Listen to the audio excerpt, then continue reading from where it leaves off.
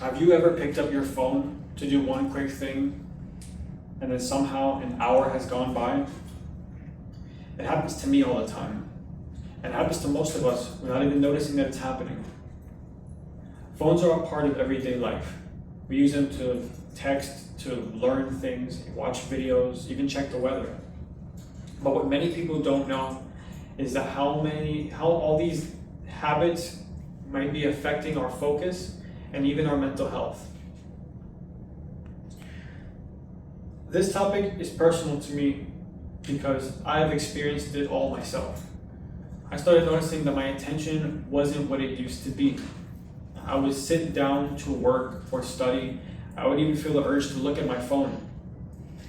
That made me start paying closer attention to my habits.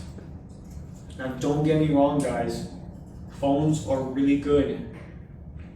They're powerful tools. They connect us and they give us access to information instantly.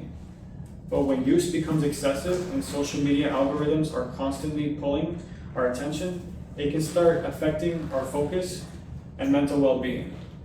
That's why intentional, balanced use is so necessary. Today I want to talk about 3 things. First, how our phones can affect our attention span. Second, how social media algorithms influence mental health. And finally, how we can use technology in a more intentional way without completely removing it from our lives.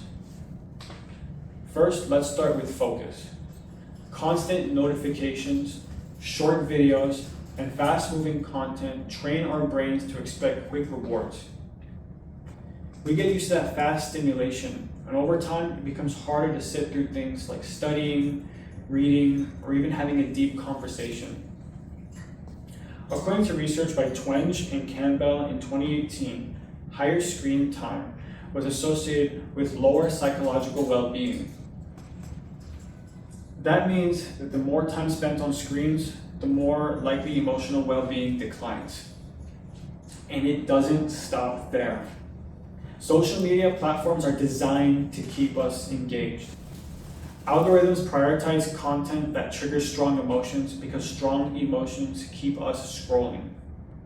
A study by Kellis, McRae, and Gerlish in 2020 found that higher social media use was directly linked to anxiety and psychological disorders.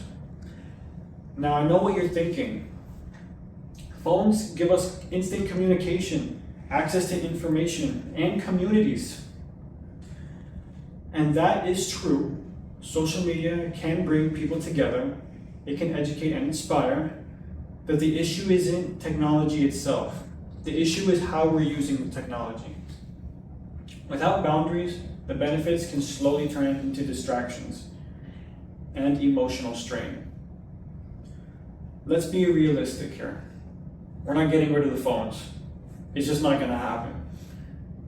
So the solution is not elimination of the phones, but it is how we intend to use our phones.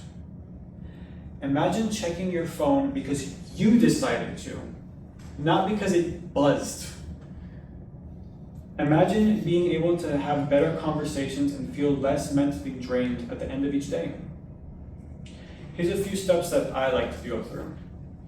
I like to turn off my essential notifications. I like to get rid of my social media, but you can set time limits on yours. And you can create phone-free environments for bedtime as well as for eating. It's gonna help with your sleep. These small changes can make a huge difference in your attention. When we become more aware of our habits, we start regaining control over our attention instead of letting technology control us. So, now we know about how phones affect our attention span, how social media algorithms can affect our mental health, and how intentional use can be improving our well-being. Phones can be powerful tools, but tools only work well when we know exactly how we can control them. So the next time you pick up your phone for one small task and notice time slipping away, I just want you to sit back and I want you to pause for a second. Am I choosing this phone, or is this phone choosing me?